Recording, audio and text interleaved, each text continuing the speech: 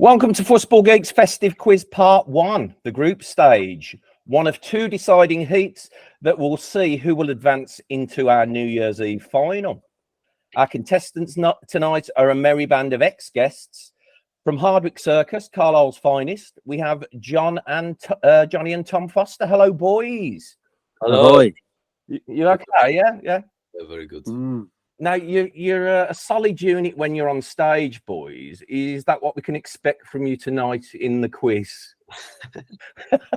Yeah. Chaos for a number of reasons. We're not together, so we're going to have to confer over WhatsApp. But I think even though with conferring, it could just descend into total chaos. I mean, as long as we're in the room, never mind when we're in different places. So.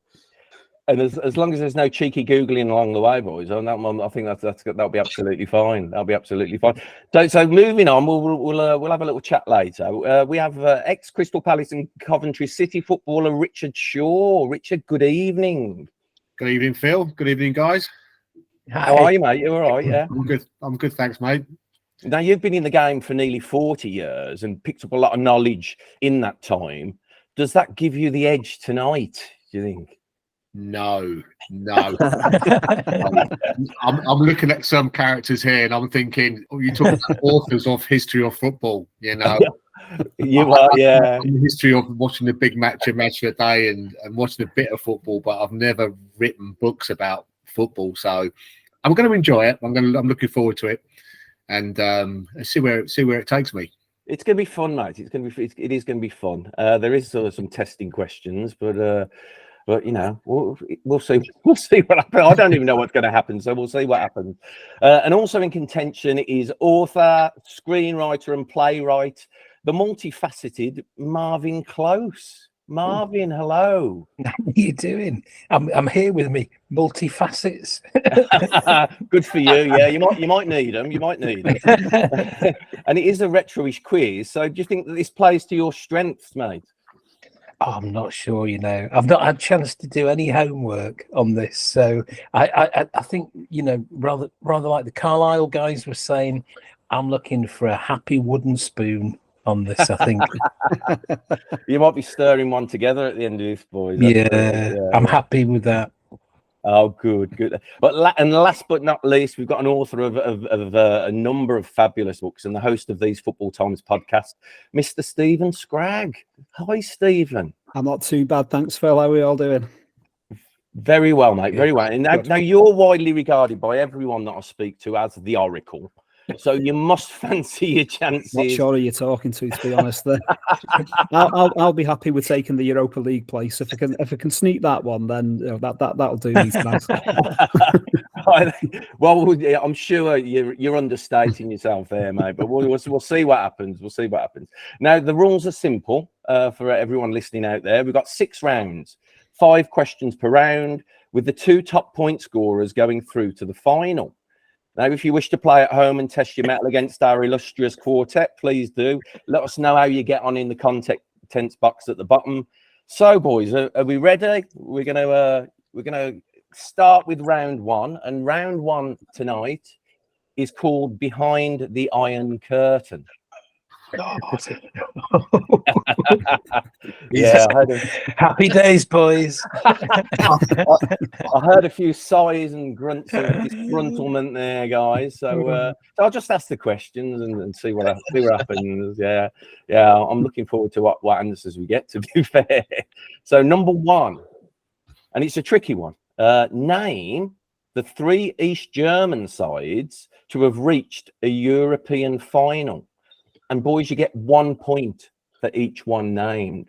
3 East German sides to have reached a European final. 1 point for each. I'll repeat any questions at the end if you need them repeated, guys. So number 2, which Eastern Bloc footballer scored in 2 European finals separated by 11 years? Can you say it again? Which Eastern Bloc footballer scored in 2 European finals separated by 11 years?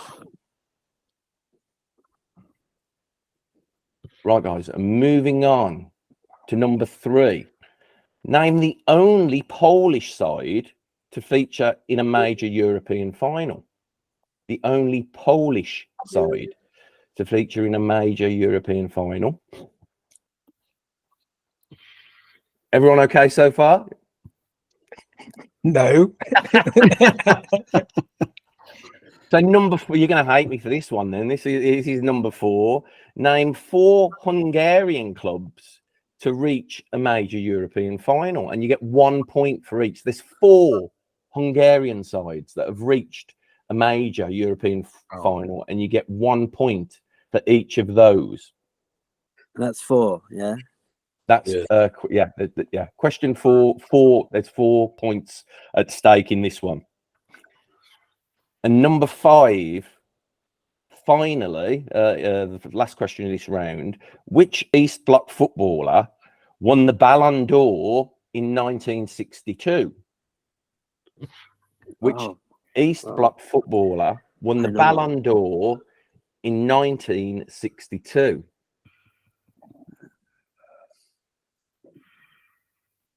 Right, I'm going to let those filter for a while with you, and when you're all happy, we'll go through the answers and we'll score it, and then we'll move on from there. Is everyone everyone where they need to be at this moment in time? Phil, could you repeat 1 and 2 again? Of course I can. So number 1, Marvin, is name the 3 East German sides to have reached a European final, and there's 1 point for each. Is that East Germany or east of Germany? No, it's the actual old DDR, the old GDR, if we're talking in English. Old East Germany. Number 2, Marvin, is which Eastern Bloc footballer scored in 2 European finals separated by 11 years?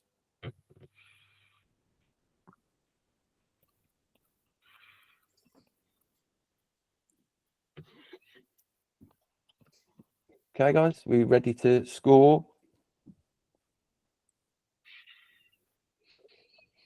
Right, so, boys, the answers for round 1. The 3 East German sides to have reached the European final, and there's 1 point for each. The first one's Magdeburg. Then we have Carlisle, Jena. And then Lokomotiv Leipzig. Yes. So, yeah, I can see Marvin's off the mark there. Well done, Marvin. Number 2, okay. Which Eastern Bloc footballer scored in 2 European finals separated by 11 years? And that, of course, was Oleg Blokhin.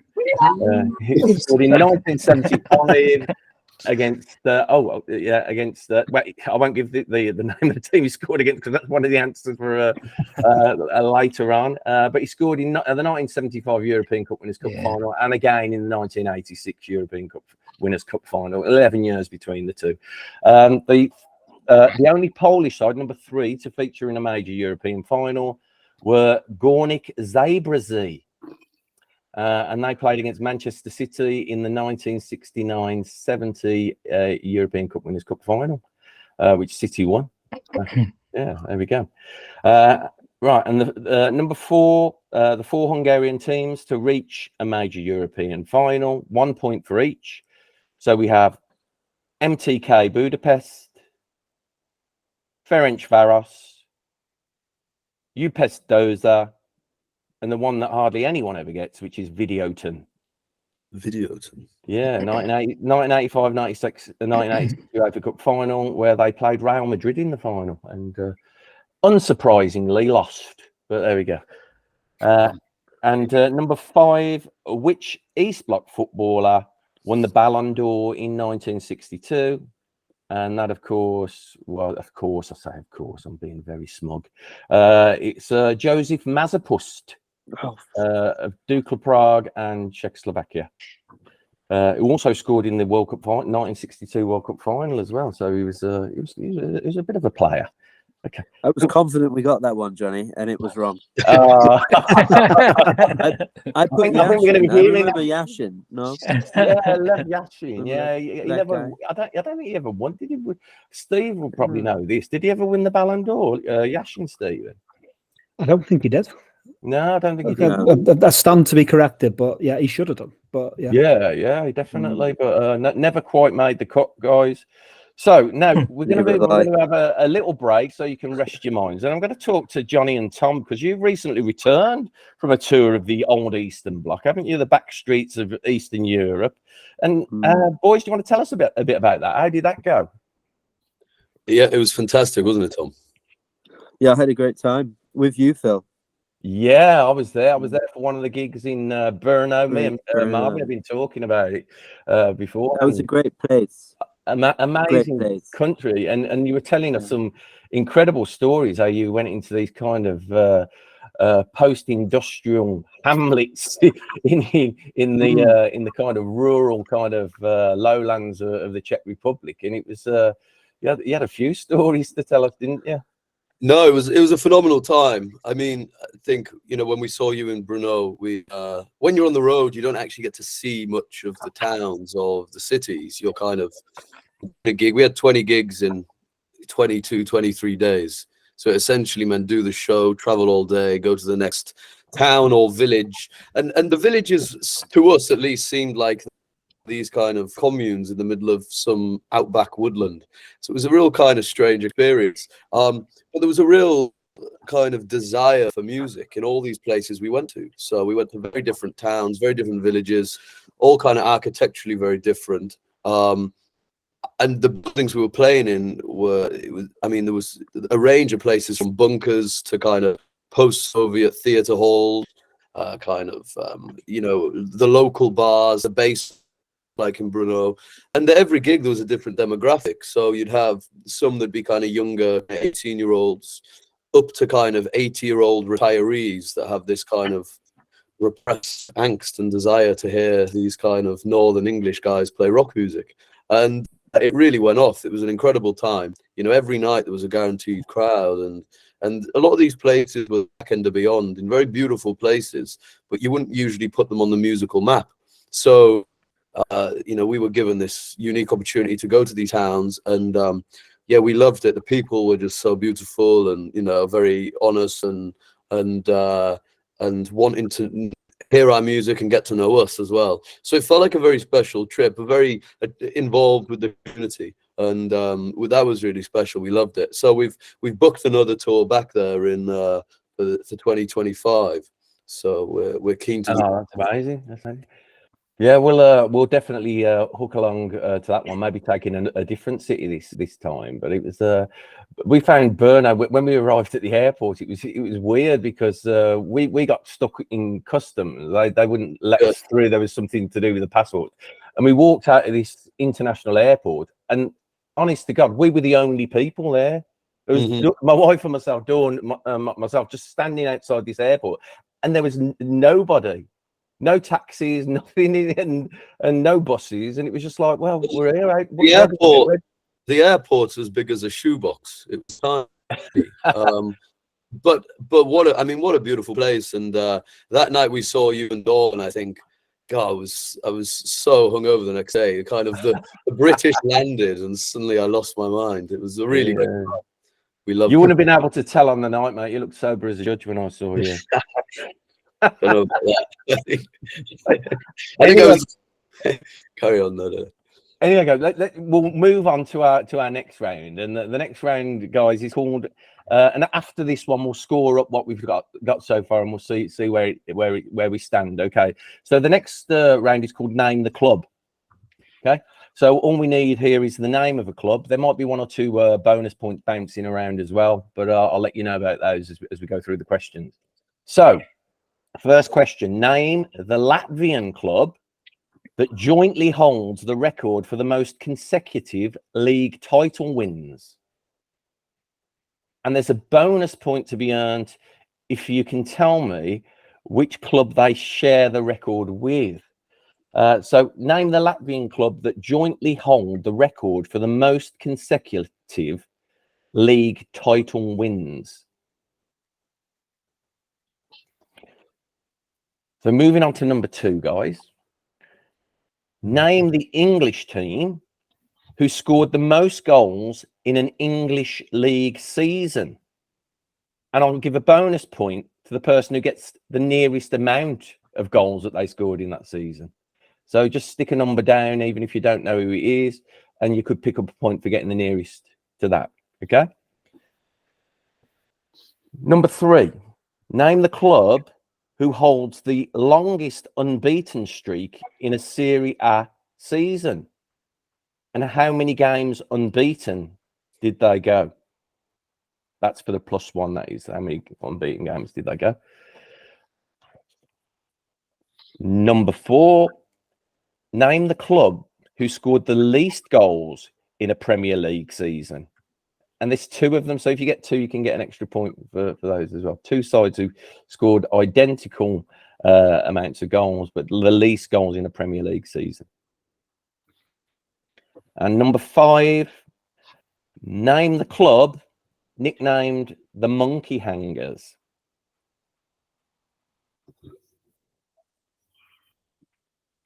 An English, well, not actually, they've dropped out the English league, but they've nicknamed the Monkey Hangers.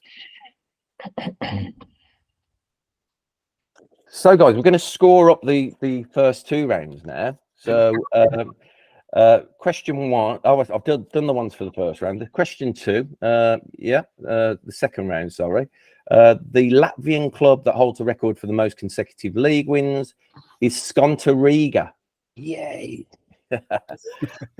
Another point. That's 2 for you now, Marvin. Hello. Amazing. And the club that they share the record with, Gibraltar champions Lincoln Red. Yes. Yeah, you got it. Well done, mate. Fantastic. Yeah, Lincoln Red Imps. If you got the bonus, it sounds like Marvin's got both there. So an early contender here, Marv. You're looking good. Looking good. Oh, I'm getting nosebleeds. Red wine I've seen you sipping, Marvin. That's what it is. I'm drinking water here. This is where I'm going wrong. Richard, I've got water as well. I'm off now. He's got a little bit something under the desk there, hasn't he?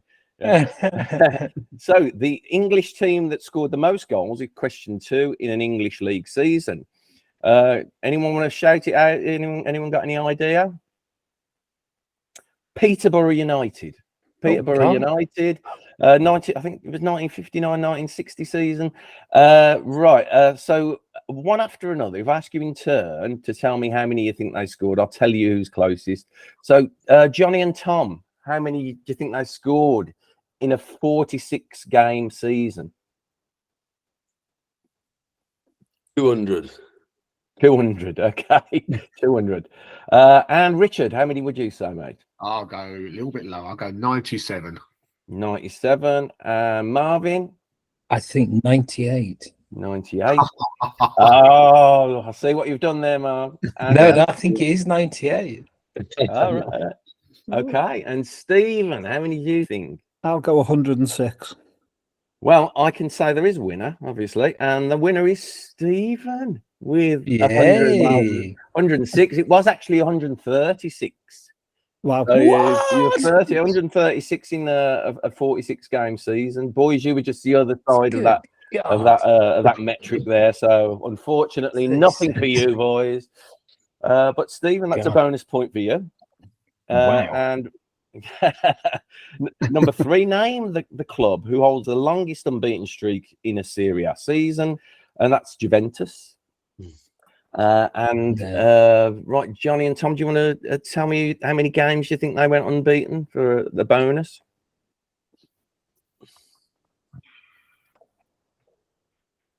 Tom?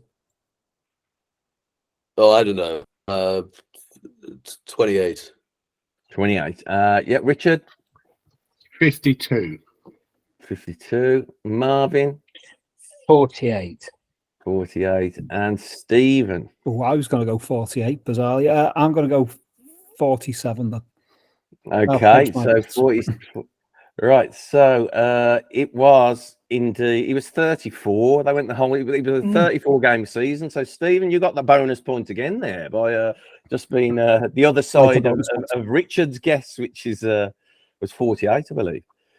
So moving on, name the club that scored the least goals in a Premier League season. Southampton. So Derby County. Sunderland. County, Sunderland, and did you? Derby County. It was Derby. It was Derby. Yeah. Yeah. And if you can tell me how many they scored, there's another point going there. So how many do you think they scored in a? Oh, I think it was a 38 game season. They scored 34. 34. Marvin, Jonny, and Tom. 19. 19. Rich. 28. 28, and Stephen. 23. Jonny and Tom, you've bagged the bonus point there. It was, in fact, Yeah. 20. So there you go. God, what a season. Stick that in your knapsack. It must have been a great season to be a Derby fan, that's for certain. Yeah. Or an exciting season. I've got my scorecard here, so I'm just going to see how many. So, guys, after the first 2 rounds, Jonny and Tom, how many points do you have on the board, boys? 2, perhaps. Are we on 2? Are you? Turn your mic on. Oh, that's why you didn't hear me say 32. Fuck. Oh, right. Okay. Yeah. Because Yeah, I clicked off. I lost signal and went off. Oh, dear. Sorry. Well, man. I think we've got one for sure. One for sure. And you just got a bonus point as well, so that would make 2. Well, that's true. We got the Budapest one. Oh, good. Yeah. They're the only team I know that they're a team. So I picked them. And Yeah, we've got- 2. We'll go with 2. Go with 2. Rich, how many have you got so far, mate? 4. Oh, well done. Not bad, mate. Nottingham, Budapest, Derby, and Juventus. Excellent. Well done, mate. Well done. Anything else, I'm miles off it. All right. Okay. Well, I hope they get a bit easier, but I'm not holding too much hope there, to be fair. No. And Marvin, how many have you got, mate? Well, I think from the first round, I got Lokomotiv Leipzig, Oleg Blokhin, French Forest, Pesdijon, Yeah. which is 4. And we're going in the second round now, are we? Yeah. Yeah, I got 2 for Skopje Riga and Lincoln Reading in Gibraltar. Yeah. 1 for Derby County. Yeah. So that's 7, is it? Yeah. And we've not done the last one for this round, have we? Have we not? Let me just have a look. Sorry. The old monkey hangers. Oh, the monkey hangers. Yeah. Who was the monkey hangers? Which Sorry. is Hartlepool United. It was Hartlepool United. So that puts you on 8, Marvin. That puts you on 8. Oh my after the God. first 2 rounds. Steve, how many have you got, mate? Ooh, I'd say unfair advantage with the first round of questions, considering that I've written 3 books that heavily taken the teams mentioned. I have to throw that caveat in there. That's it, mate. Yeah. I got 9 out of 11 on that first round. Oh my gosh, and then an extra 4 on round 2, so 13. Wow. So, guys, after the first 2 rounds, we have a clear leader in Stephen, who's got 13 points. Actually, this is the way we anticipated it would go. We've got Marvin on 8, Richard in 3rd place on 4, and Jonny and Tom. I know your expectations weren't great when we started, and you're living up to your reputation. Well done, guys. Fantastic. 1 each, Johnny. Yeah, I'm only prevailing through a misspent youth. That's all it is. Too many Panini sticker albums and exactly the same. Not bothering to do my homework or anything like that. Ask me quizzes on kind of like maths and geometry and all that type of stuff at the bottom of the table. But yeah, exactly. I learned geography by watching football, Steve. That was it. Oh yeah, that's exactly where my geography comes from. Geography and history, absolutely fine. Yeah. Everything else just falls by the wayside. Right, we'll move on then, guys. Oh, actually, we're going to speak to Richard next before we move on to the 3rd round. And Rich, we've spent many hours chatting football, and despite your connection to the modern game as part of the coaching staff at Watford. We always hark back to the good old days when we chat, don't we?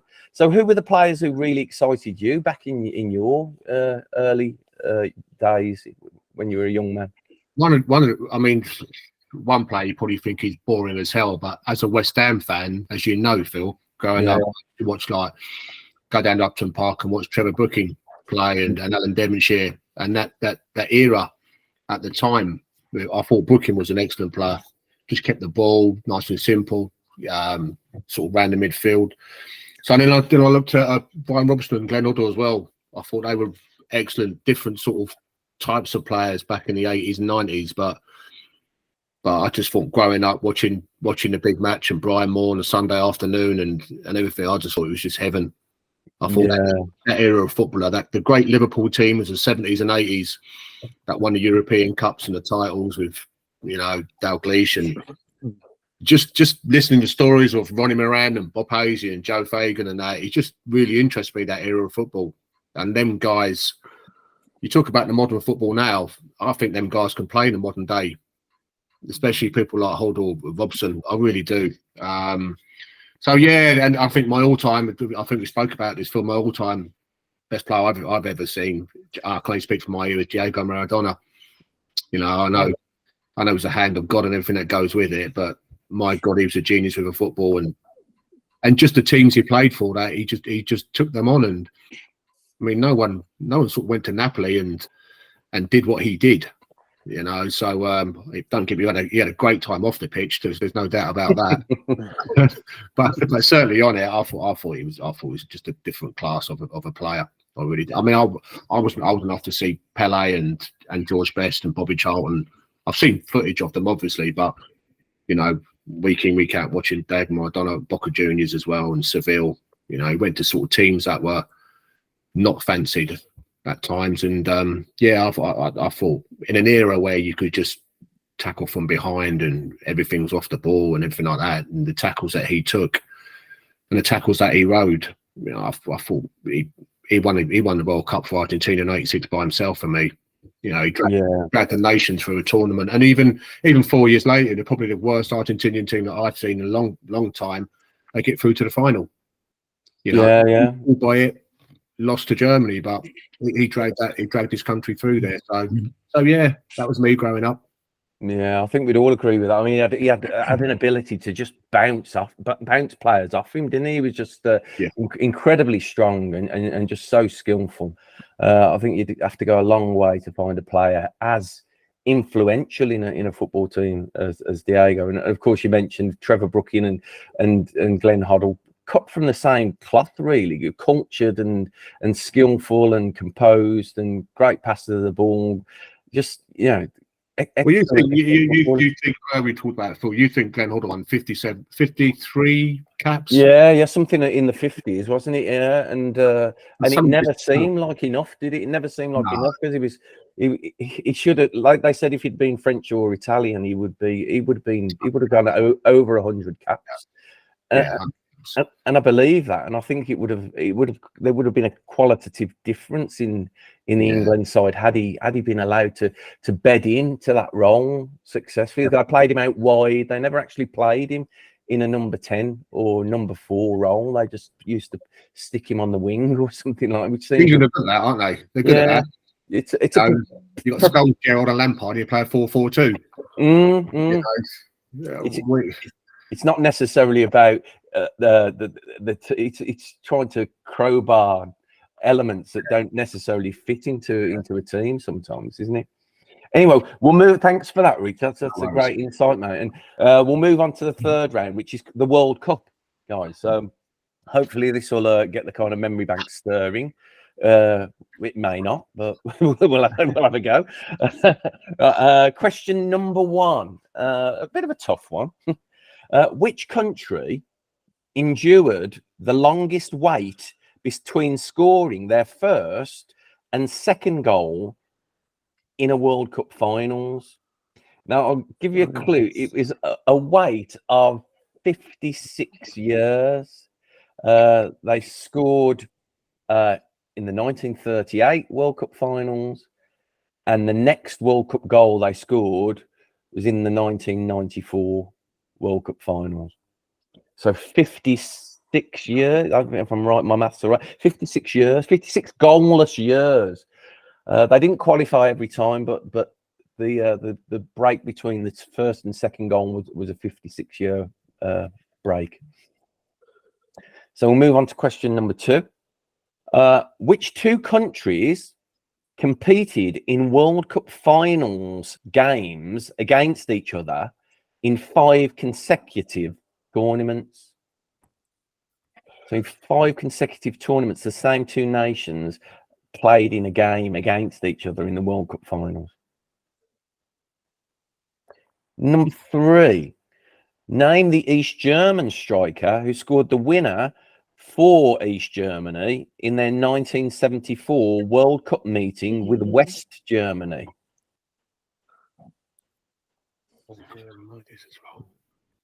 Number 4, Italy won the 1982 World Cup, courtesy of Paolo Rossi's goals predominantly. But who scored their 2 goals in the initial group stage?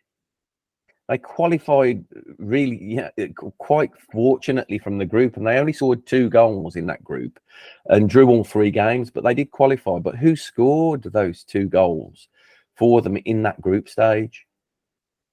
What year was that, Phil? Sorry. 1982, Rich.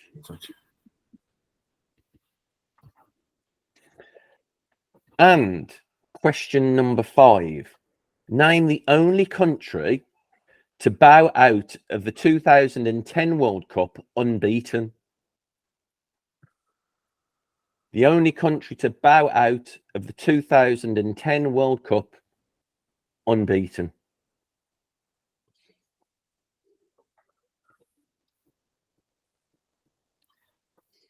So, guys, are we ready for the answers for those ones now? Have we had time to calibrate and get everything down? And yeah. Okay. Question number 1, guys. Which country endured the longest wait between scoring their first and second goal in the World Cup finals? It was Norway. Norway. Yeah, they scored against Italy in 1938. And the next goal they scored was against Mexico in 1994. 56 years, 56 long years. And number 2, guys. Which 2 countries competed in the World Cup finals in a World Cup finals game against each other in 5 consecutive tournaments? It was Italy and Argentina. Yeah, 2 points. Yeah, 2 points there, guys. If you got both of them, 1 point if you got one. No. And name the East German striker who scored the winner for East Germany in their 1974 World Cup meeting with West Germany. It was Jürgen Sparwasser. Of course. Him, definitely him. Yeah. Number 4, Italy won the 1982 World Cup courtesy of Paolo Rossi's goals, but who scored their 2 goals in the initial group stage? And the 2 players were 1 point for each: Bruno Conti and Francesco Graziani. I think Conti's was against Peru, Graziani's was against Cameroon, and they escaped that group by the skin of their teeth. And then it went well from there. Well, so number 5, name the only country to bow out of the 2010 World Cup unbeaten, and improbably that country was New Zealand. New Zealand drew all of their group games. Yeah, and that is it. So, guys, we'll come back and score that. We'll do the 4th round in a bit. But Marvin, I've read and enjoyed your books, 1923 and 1953. But you're closing the circle, the trilogy, with a 3rd book out next year via Pitch, titled 1974. So, how's that project coming along, mate? It's good. It's good. I'm still working on it. I'm about probably about 3/4 away through. I mean, 1974 was a grim year. It was like, generally it was the year of the 3-day week, miners' strikes, electricity being cut off for days on end and things like that. Football wise, England didn't get to the World Cup. Tragically, there was like the first stabbing and murder in a football league ground at Blackpool that year. But the chapter that I'm working on at the moment actually showed me that there's 36 days of happiness in that year for England. And it was because of Joe Mercer. Joe Mercer was made caretaker manager after Alf Ramsey had been sacked in late May. And this was before Revy came in as like full-time manager. And for 36 days, over I think it was 6 or 7 friendly internationals, Joe Mercer was the boss. Now it's great that the first time that he met his squad, in the first hour that he talked with them, he told more jokes than Alf Ramsey had told the squad in 12 years. He was just up for it. He basically sort of said, look, I'm not here for long. I don't know why I'm here. I'm not sure I should have taken on the job, but let's have fun. Let's play football with a smile on our faces.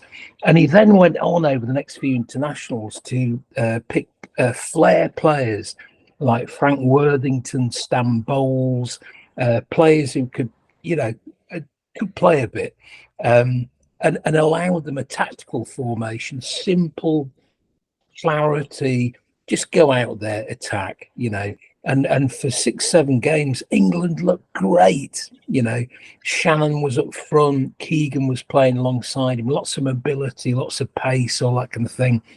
And then, of course, his caretaker managership ended, and in came Don Revy, and it got back to the good old pragmatism and boring drab shite of Alf Ramsey, basically. But for 36 days, I'm loving writing this chapter at the moment, because it's like one of those little flowers that has grown through the ground that you kind of think, oh yeah, there was hope there, and then it got taken away. But there you go. I've discussed this with Richard, and I think I might have even mentioned it to like Tom and Johnny about how we go for solidity over flair, and you have these great weapons that were kind of creative midfield players like your Worthington, Stan Bowles, Alan Hudson, who were all kind of had a reputation for being great footballers, but they won a handful of caps between them. Absolutely. What an absolute waste. That's just that's the way it was. That's the way it was. That's the way it still seems. At least now we are actually giving talent a forum. But for years we were in the wilderness. If any other European nation had got their hands on players like that, they'd be in your side, wouldn't they? Yeah, absolutely.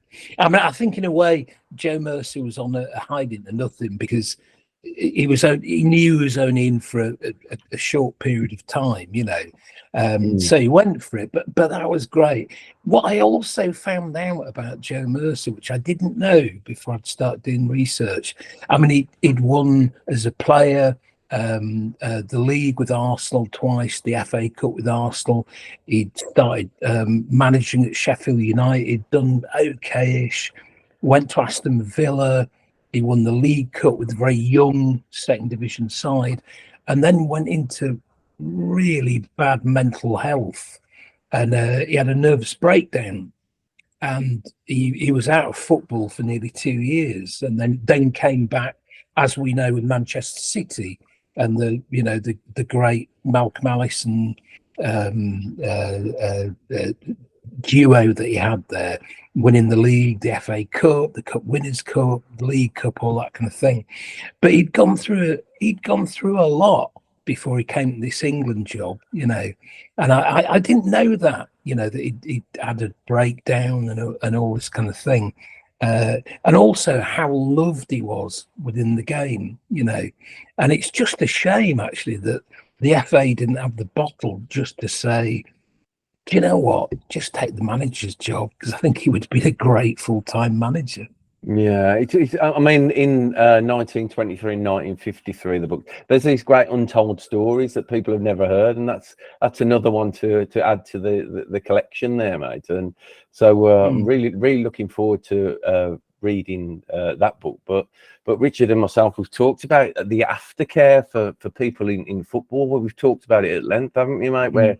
Where footballers are left behind when they leave the game. There's not that care, is there? Sorry, Anyway, is that- yeah.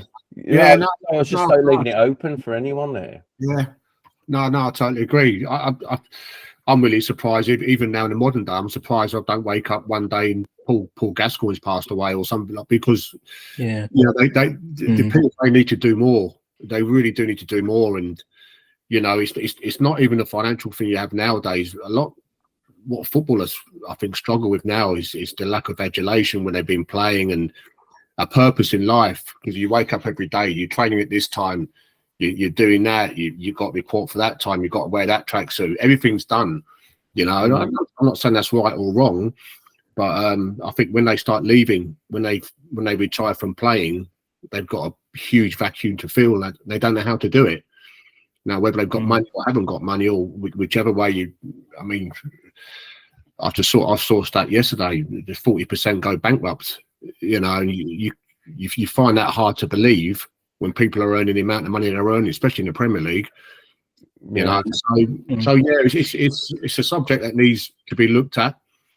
I mean, I know it's easy. You know, someone you could easily say, "Hang about, they want that much money, they should be okay," but it's not like that at all. No, I suppose when you got limitless time to go and blow money on kind of you know, bad habits, and that's what happens, isn't it? That's where it all goes wrong. Anyway, well, let's move away from it. Let's go on to our fourth round, guys. Thanks for that, Rich. Thank you. We'll move on to our fourth round, which is South America, and we'll total up the points again after that and see where we're heading. So the first question in the South America category. I can see this is one that everyone's relishing, South America. Yeah.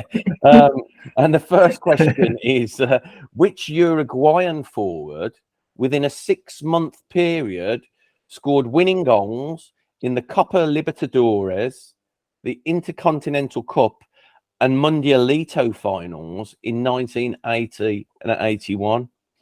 So he scored a winning goal in all of those finals: the Copa Libertadores, the Intercontinental Cup, and the Mundialito, which was a mini World Cup for those who don't know. It was contested between the sides that had won the World Cup, but England were absent. They refused to attend, so the Netherlands took their place in that. But Uruguay won that final. This guy scored the winner in that as well. So 6 months, 3 winners in arguably the biggest tournaments in South America. Phil, could you give us a clue by telling us his name? Yeah, I'll tell you his name. When I've asked all the questions, I'll give you the answer. How about that? Is that all right? Okay. And moving on, number 2, who won the very first Copa Libertadores final? Which club won the first ever Copa Libertadores final? And number 3, and a subject very close to my heart because I've just written a book about it. Which South American became the first man to manage a football club in Albania in 1997? Which South American became the first man to manage a football club in Albania in 1997? For a very, very short period of time as well. It's so number 4, which club have won the most Copa Libertadores finals? Which South American club have won the most Copa Libertadores finals?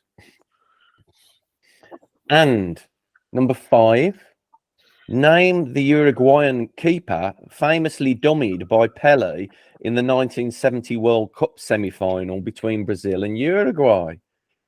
Name the Uruguayan keeper famously dummied by Pele in the 1970 World Cup semi-final between Brazil and Uruguay. Right, so guys, we'll score those, and then we'll see where the land lies after that. So the first question: which Uruguayan forward within a 6-month period scored winning goals in the Copa Libertadores, the Intercontinental Cup, and the Mundialito finals in 1980-81 season? And that was Valdemar Victorino. Valdemar Victory, the well-known Uruguayan forward, I bet that was on the tip of everyone's tongue. Yeah. I'm really sorry for these questions. I've gone too hard. I'm not gone too hard, but it's all right, you know. As long as we're still having fun. Yeah. I can see that fun diminishing with every single question. Okay. And who won the very first Copa Libertadores final? It was Penarol. Penarol won the first Copa Libertadores final. Well done, guys.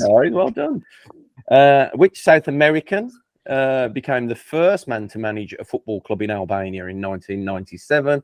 It was Mario Kempes. He managed Lushnja. He promised bag loads of cash. And then the Albanian economy collapsed while he was over there and he had to flee the country. So there we go. It's quite a story there. So number 4, which club have won the most Copa Libertadores finals? And it is Independiente. Independiente. They've won 7 Copa Libertadores finals through an equal measure of resolve and brutality. They were quite a tough side. And number 5, name the Uruguayan keeper famously dummied by Pele in the 1970 World Cup semi-final between Brazil and Uruguay. Difficult to pronounce. Ladislao Mazurkiewicz. I don't know if that's, someone might have to put me right on that one. So guys, can you let me know how you've scored so far? John and Tom, how did you do in the last 2 rounds? And we'll add those together. Really well. Is that what you're symbolising there? Fantastically well. I wish. We did great. We're back in the fight. Yeah. You're giving me motion sickness, moving around all the time. I'm very sorry, mate. I'll stand still. Yeah, I'm on a boat at the moment. That's what it is. Right. And Rich, how have you done over the last 2 rounds, mate? Last 2 rounds, total of 2. Got nothing in South America. I've got Italy and Conti, so I've added it. I'm now on 6. Good lad, fantastic. And Marvin, where are you now, mate? Okay, so for the World Cup final round, I've got Norway, which is 1. I've got Italy and Argentina, 2. And 3, yeah. 2, I got Bruno Conti, but I couldn't remember the other goal scorer for 4. So that's 4. South America, major round for me. 1 point. for Penarol. Fantastic. So you're momentarily level with Stephen at the moment. Oh my God, Steve. It's a bit like the Eurovision Song Contest, though, where the next nation's coming in is going to slog you with a 12, isn't it? Hello, Iceland. Hello, Iceland. Yeah. Hello, Iceland. Stephen in Reykjavik. How many of you got there, mate? The jury says 5 across the last. Says 5. Fantastic. So that's 8. We've got Stephen leading the way with 18. We've got Marvin in second with 13. And Richard with 6, sorry, and bringing up the rear, we've got Jonny and Tom with 2. Unfortunate turn of phrase there, but we'll carry on. Moving on, and I'm very sorry because this is going to benefit one of our guests hugely. It's the European Cup. I won't say who's going to enjoy this. Us, Johnny. It's you guys. Yeah. They know everything. They know absolutely everything about the European Cup. So the first question, guys, name the only club to have won more European Cups than their domestic league title. The only club to have won more European Cups than their domestic league title. Number 2, which club won the European Cup despite failing to win any of their quarter-final, semi-final, or final ties in regulation time, including extra time? A club that won the European Cup despite failing to win any of their quarter-final, semi-final, or the final tie in regulation time, including extra time. So moving on, guys. Sorry.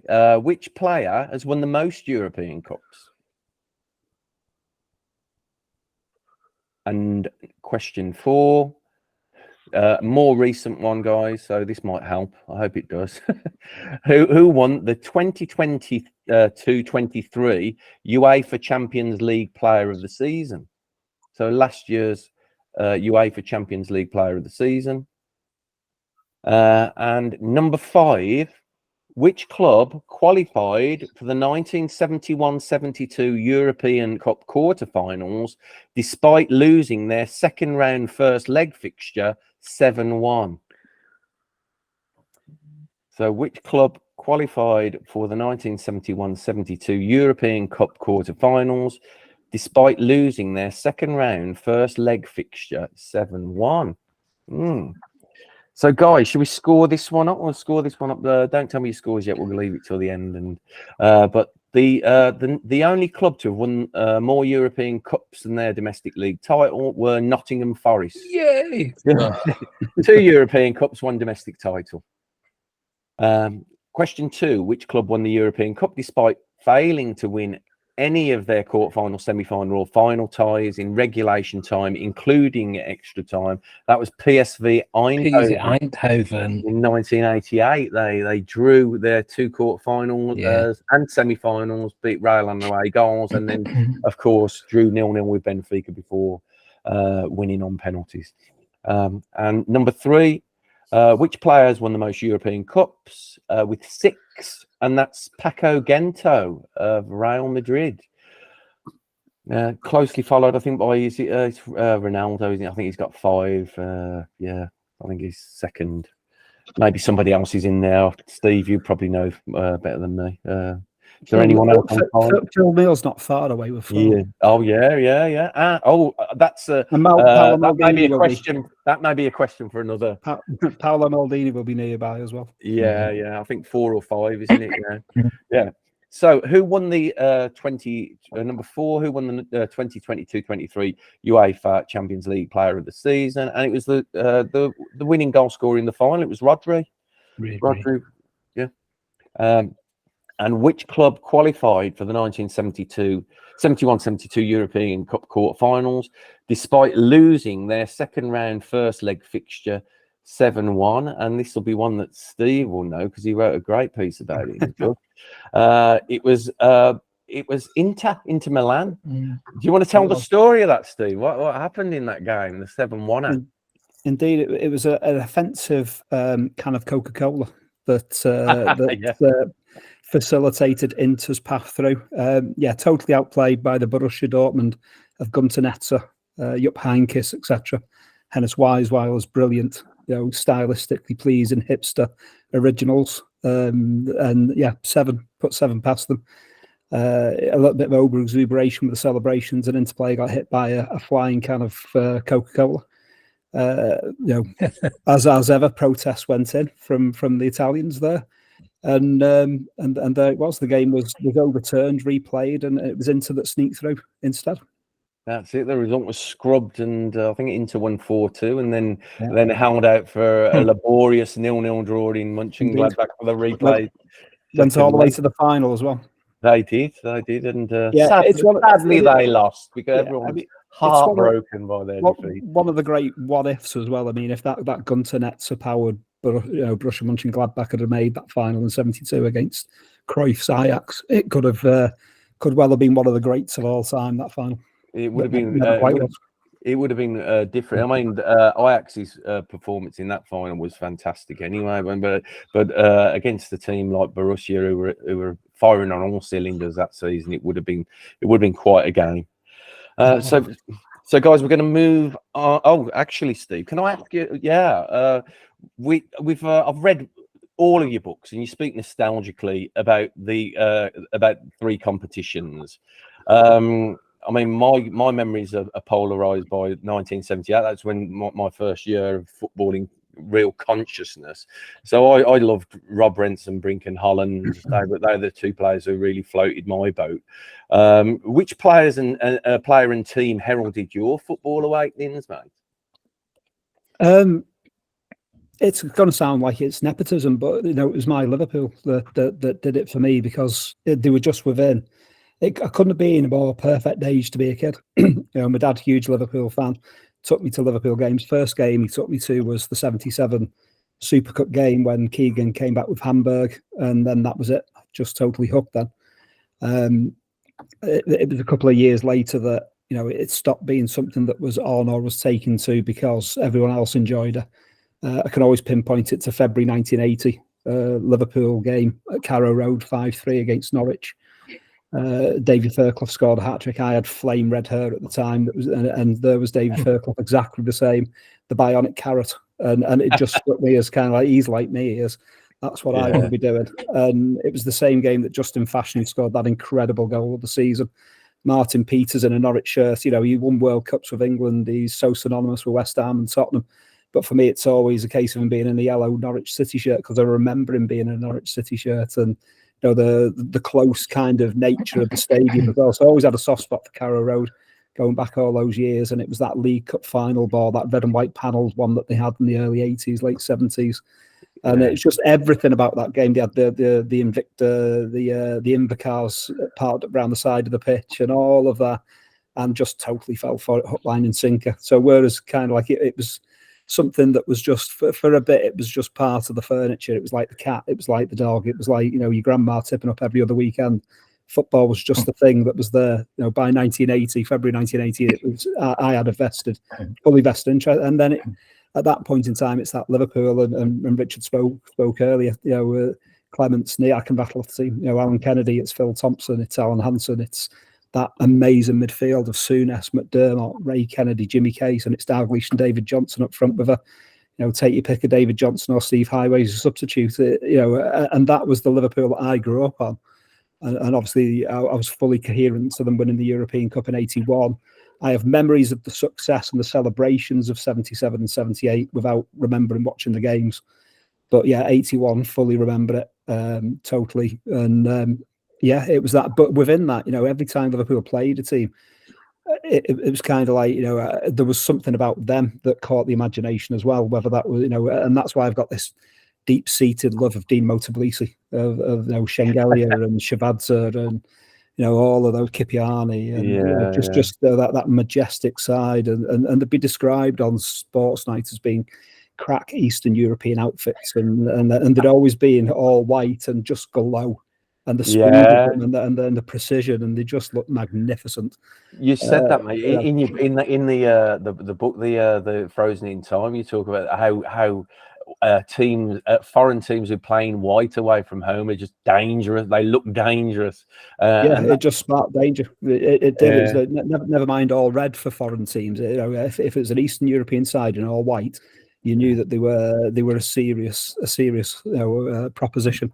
But so many of those teams have just always stuck with me over the years. CSKA and they just kind of like they just have a massive love for all of them, basically. Fantastic. Thanks for sharing. That's great, mate. So, well, moving on, we'll go on to our final round, which hopefully is going to help people, because this is about the British game. So there may be points to be had here, guys. So the first question, there may not. The first question is, which two clubs shared the first Scottish Football League title in 1891? Sorry, boys, I'm really sorry. 1891, two teams, the inaugural Scottish Football League title. It was shared by two teams. One, I'll give you one well-known, one not quite so big now. Question number 2. Which team won their first and only English League title in 1961-62? Question number 3. Peter Shilton holds the record for the most league appearances, but how many?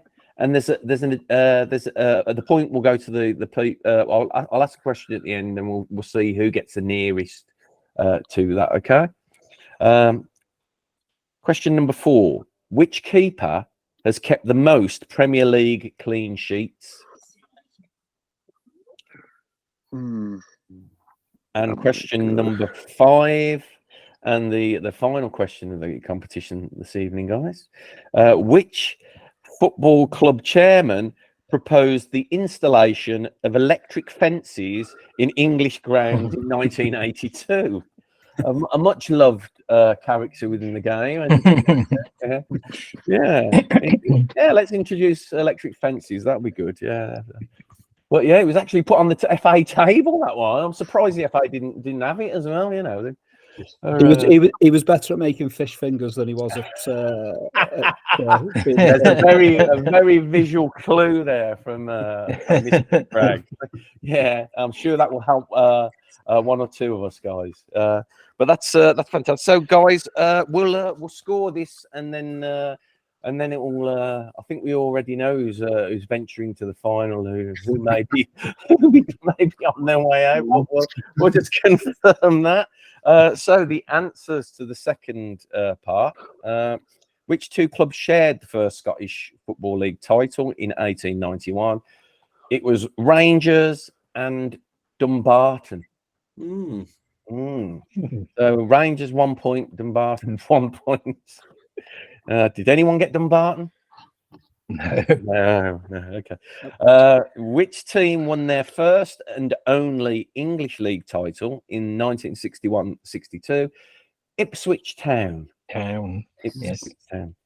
And number 3, Peter Shilton holds the record for the most league appearances, but how many? Guys, we'll let Stephen go first, because we'll go in reverse this time.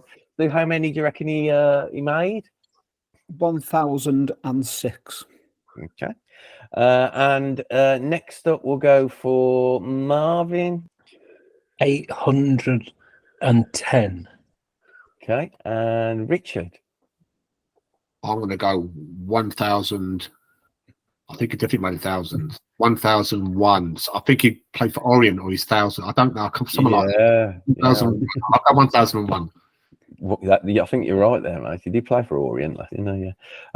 And Jonny and Tom. 989. Right. He actually made 1,005 appearances. Wow. And Stephen, who's one out with 1,006. Rich, I'm really sorry, mate. You're close, but no cigar there, mate. But yeah, it was 1,000. So that's an extra point for you, Steve. So racking those points up, John and Tom, how many did you score in the last 2 rounds, boys? What was the round before? We got 1 in that round. Yeah, the European Cup round, yeah. And then the round before, we got Rodri, right? Yes. Yeah. So did we get anything else? Did we get anything else? It was definitely it. I think we got 2-ish, but it doesn't really matter anymore, does it? We've still got a couple to do in this round, haven't we? I think we should do one that's like a winner takes all thing. Yeah, you know? Just last goal wins. That's it. Like the old kind of playground rules. Yeah, that'd be wicked, actually, wouldn't it? Everyone would be sitting up for that one. But then my question would be horrible and hard, and everyone would get it wrong anyway. It wouldn't matter. And Rich, how many did you get in the last 2 rounds, mate? I got Nottingham Forest. That's 1. And at the moment, we've got 2 more to go. This one, I've got Ipswich Town. Oh yeah. Sorry, did I not give the answers for that? Ipswich Town. We got Peter Shilton. Number 4. I do apologise, guys. I'm going to have to go back and amend these guys. Which keeper kept the most Premier League clean sheets? Peter Cech. Oh, we got that one. Yeah. It looks like you've got another one there, Tom and Johnny. Yeah. You see, when it's within my lifetime, I'm actually doing very well. I think. Yeah. I'll blame it on that. I think maybe when I'm writing quizzes in the future, I might go down that path rather than all this obscure nonsense from like ages past. Yeah, practically medieval football. Yeah, kicking around a pig's stomach stuffed with K-pop or something.